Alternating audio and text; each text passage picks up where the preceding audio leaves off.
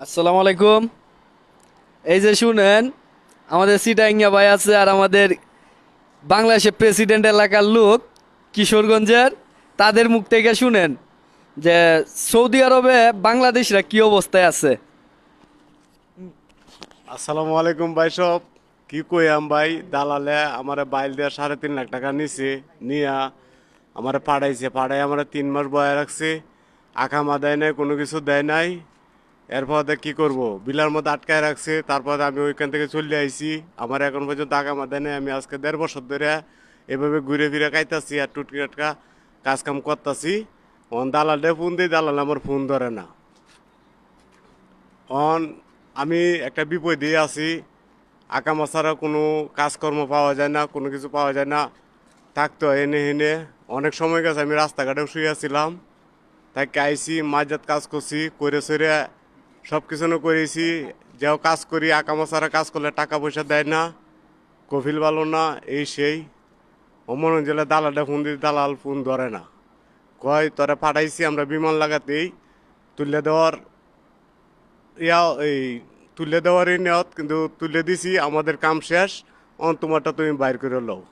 ভাই সব যদি কেউ বিদেশে আসতে চান, তবে দালালের সাথে কন্ট্যাক্ট করে কাগজপাতি করে ভাই এরপরে দিয়ে আসবেন। তোমার জন্য আমি একটা দোয়া আমি করি ভাই। সবার জন্য দোয়া করি।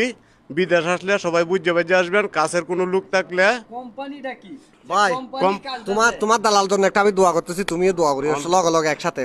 অন- তঙ্গ মা তুরনি কুকাম করিনি, যদি কুকাম করিয়ে তাকি দালালের মাল ভিতরে ফেলিনি, বাইরে ফেলিনি, ভিতরে ফেলছি।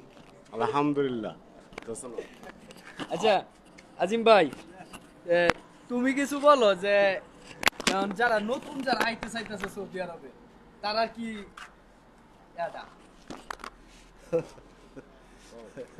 জেরিন, তোমাকে পিচ্ছি পিচ্ছি লাগতেছে, আহা হোক কুলো লাও। হ্যাঁ, যারা নতুন আইতেছে নতুনেরই নতুন যারা আইয়ের আহা হোক কুলো লাও। সৌদি আরব যারা নতুন আইতেছেন ভাই, আমাকে বলে পিচ্ছি, যেদিন তোমাকে পিচ্ছি পিচ্ছি লাগতেছে আহা আহ কুলে দাও। সৌদি আরব ভাই কুলত বসা করিব, নইলে এটা কুল ছাড়া এখনো কুল নাই। না, না, আমি বলতেছি যে যারা আইতে চাইতেছে এরা তো মনে করো যে কয় ডাইরেক্ট কোম্পানিতে আইতেছে, ডাইরেক্ট কোম্পানিতে আইতেছে। ডাইরেক্ট কোনো কোম্পানি নেই, এটা কি কোম্পানি ভাই, এক সৌদি, এটা কোনো কোম্পানি নেই। সাব লাই তারা সালাদ বড়ি বেশি ফেলাই, সালার ভিতরে বড়ি আর বেশি ফেলাই, 1,000 টাকা বেতন দেয়, এই তারা ফান্সি গেট খাইতে যাগই। সাবলা কোনো সাবলা নেই, ইন সাবলা কোম্পানি কত মানুষের নাম ফাটাই দেয়, মানে আর নাম বলতে আজিম, এবার নাম বলতে ইমরান, এবার নাম বলতে রুবেল, এল্লের নাম। এই সাবলাই তারা সালাদ বড়ি ভিতরে বড়ি বেশি ফেলাই, বুঝছো না?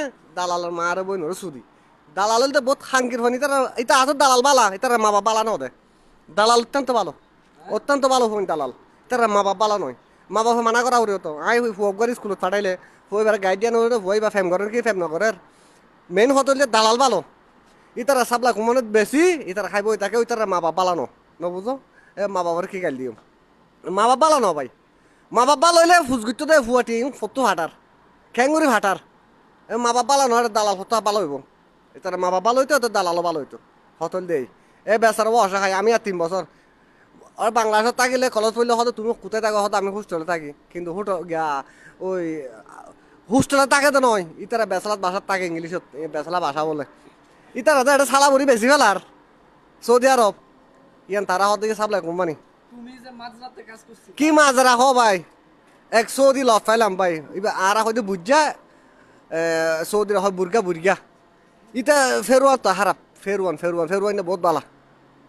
ইদে ফেরোয়ান গত মাসে টিয়া অ মাসে দিয়ে দিয়ে বলে কয়ে রে দূর সুম মারি যাগো ভাই, আর কোনো হতা না হয়, বুঝছো না? তো সৌদি ব্যাগ কি হারাম না, ভালো আছে, হারাম ন ভালো আছে, কিন্তু ইতে ফেরোয়ান না, ফেরোয়ান না স্বাস্থ্য ভাই, ইয়ে না হইতে পারি ভাই।